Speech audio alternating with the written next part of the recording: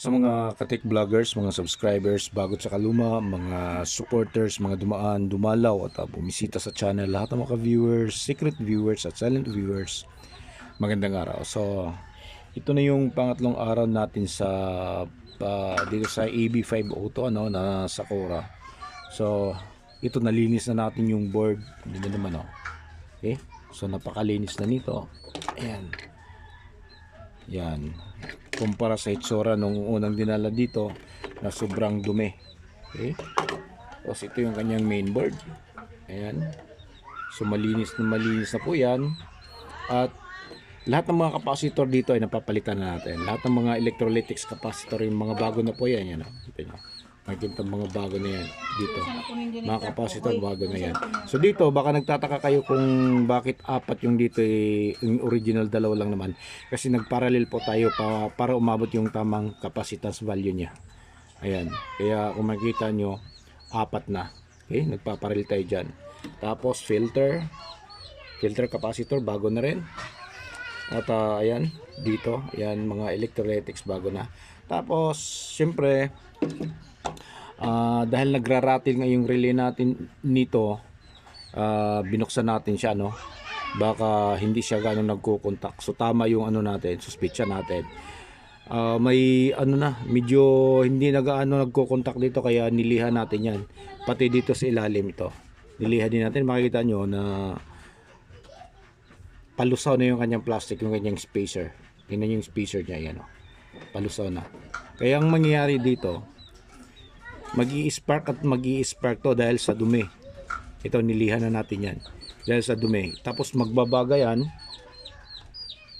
kaya syempre malulusaw yung kanyang spacer na plastic. Yan, okay? So nilihan na rin natin yan. Okay na. Pagkatapos dito yung mga tama, kaya pinapaliwanag lang natin dito, bakit nga ba minsan inaabot ng ganong katagal yung mga gumagawa ng technician. Pero may mga bibibilis tulad ng mga while you wait sa raon. Okay, kung ano yung sira, ano yung nakikita nila, yun lang yung papalitan, yun lang yung kanilang tatrabaho. Pero dito sa atin, ayan kung napapansin nyo, yung mga tinamaan ng kalawang, okay? Inano natin yan. Hininang natin, kinuskus natin, tapos pinalitan natin pinatungan natin ng hinang yung mga copper para hindi siya magkakaroon ng kalawang uli. Ayan, tingnan nyo, ayan Okay? Tapos dito banda, tingnan nyo, ayan. Okay, papunta dito. Ayun yung pinatungan natin yan. Puro kalawang na yan. Kaya kapag hindi mo pinatungan yan, pagdaan ng mga ilang linggo, ilang buwan, babalik uli yung kalawang, tapos dadami. Okay? Kaya yung ginagawa natin. Yan Okay? Dito naman sa iba. Ayan. Ayan. Yan yung linya na yan. Puro kalawang na yan. Yan. Pinatong natin dyan sa copper. Yung bagong tingga. Ayan. Okay? Para mawala yung kalawang at para luminis na rin siya. Ayan. So yung ginawa natin. Ito yung mga dahilan kung bakit natatagalan tayong gawin yung mga ganitong klase ng amplifier. Kasi yung iba, akala nila madali lang paggawa ng amplifier, O kung bagong-bago yung amplifier, madali lang gawin yun. Pero pagka mga ganitong medyo may umido na yung mga board, sobrang dumi, nakita nyo naman, Ayan, nung sinabo natin, ayan, ganyan na siya kakintab, ganyan na siya kalinis, hindi katulad nung dati. Okay? Tapos yung mga yung mga mylar, yung 0.1 pinalitan natin, bali apat. Ayan isa, dalawa, magkakapare-pareho ng kulay yung mga mylar natin. Tatlo, apat. Yan yung mga pinapalitan natin. At ito na yung mga luma. Ayan siya ito. Ayan. Yan yung mga luma. Yan yung mga paa Ayan. Putol-putol na. Tapos puro kalawang. So ito na lang panghuli. Titirahin natin dito. Ayan. Ito yung panghuli, kakukuskus lang natin. Okay, so papakita natin sa inyo. So, gagawin natin. Kasi marami pa rin ano, hindi pa rin natin maiwasang may mga, dahil nga hindi tayo nagpapakita ng mukha, no, may mga nagsususpitsa pa rin na hindi tayo yung gumagawa sa mga ganito. Yan. Yung iba naman hindi nila ginagawa yung ganito kasi nga matakaw sa soldering lead. Yun yung dahilan kung bakit hindi nila ginaganito.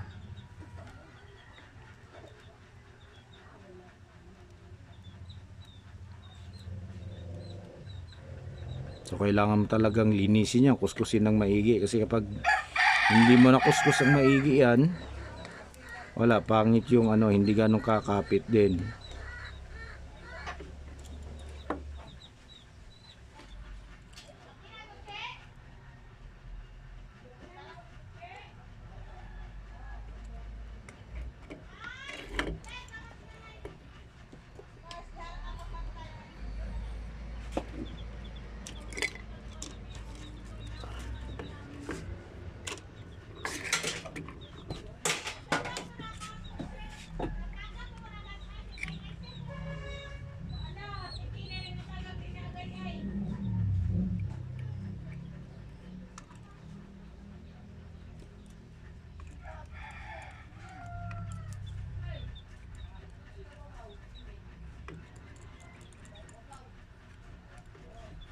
Ito para makita mismo ng mga ano natin, ano, mga viewers na hindi pala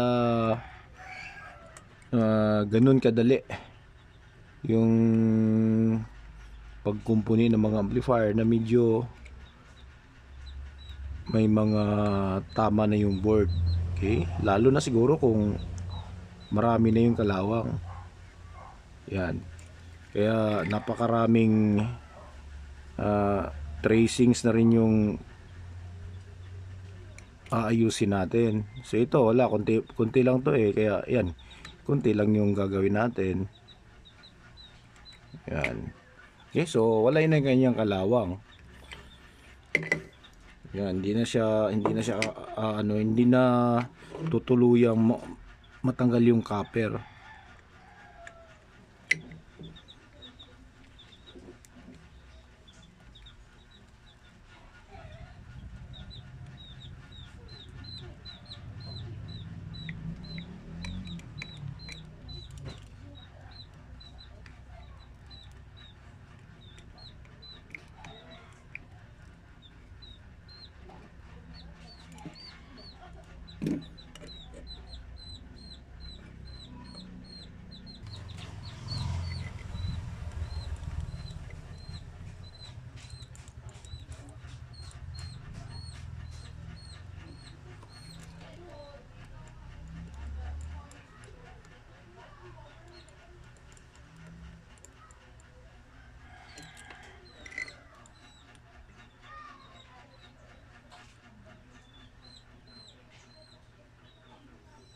So sa mga ganito, pag naghihina kayo ng mga ganito, nagpapatong kayo, kailangan tamang-tama lang yung init ng soldering iron natin, dahil pagka sobrang init naman siyempre nababakbak yung kanyang tracings, yung copper niyan, nababakbak.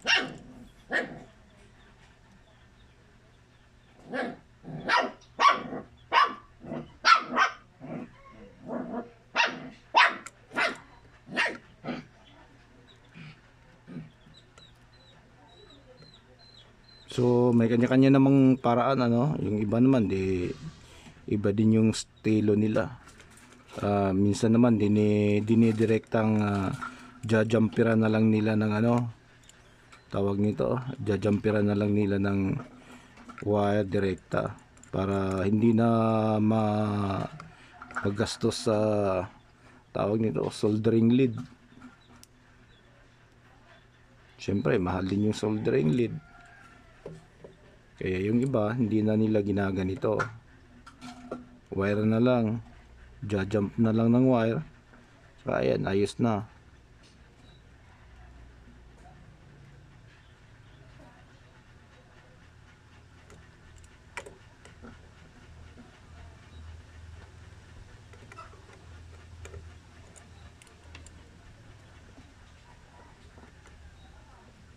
Saka kailangan mo dito magandang klaseng tingga.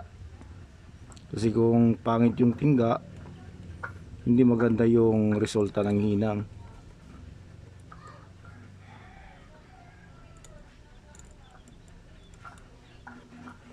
Baka mamaya parang ano ng bulate.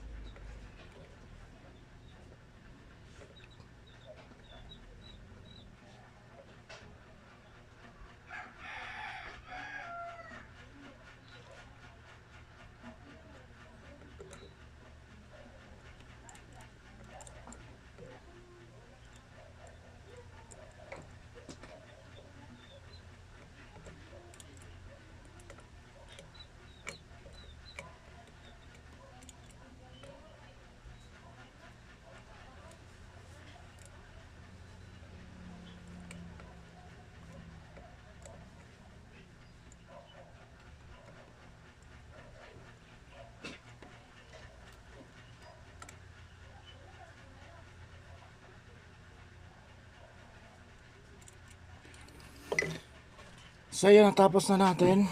Yan, napatungan na natin lahat ng okay. Yan siya.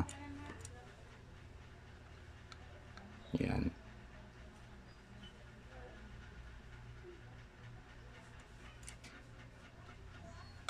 Okay. Ayan. So may patong na lahat. Yan. So ito yung mga ulitin ko lang mga dahilan kung bakit minsan natatagalan yung mga technician sa paggawa. So depende yan kung ano na yung status ng amplifier na pinapagawa nyo.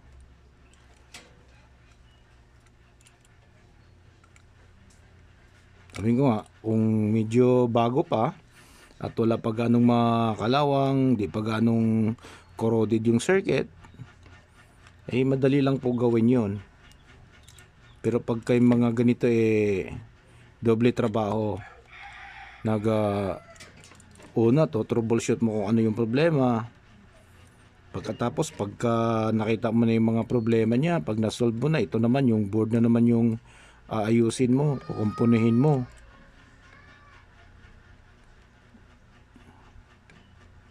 Kasi pagka hindi natin gagawin ganito,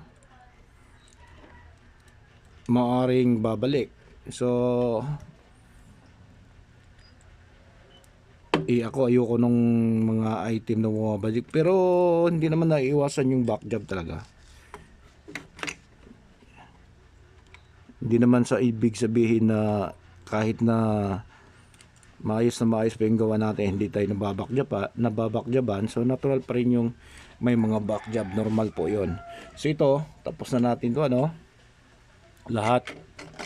Natapos na natin siya lahat. Okay? So, sa susunod na episode na naman natin, sa day 4, ang gagawin naman natin, babaklasin natin tong lahat ng mga switches. Itong mga switches na to, ayan, yan naman yung isa-isahin natin. Lilinisin natin isa-isa. Ayan yung mga ganyan. Okay? So, sa ngayon, at hanggang dito na lang muna at abangan nyo na lang yung mga susunod na video natin. So maraming salamat, God bless at bye bye.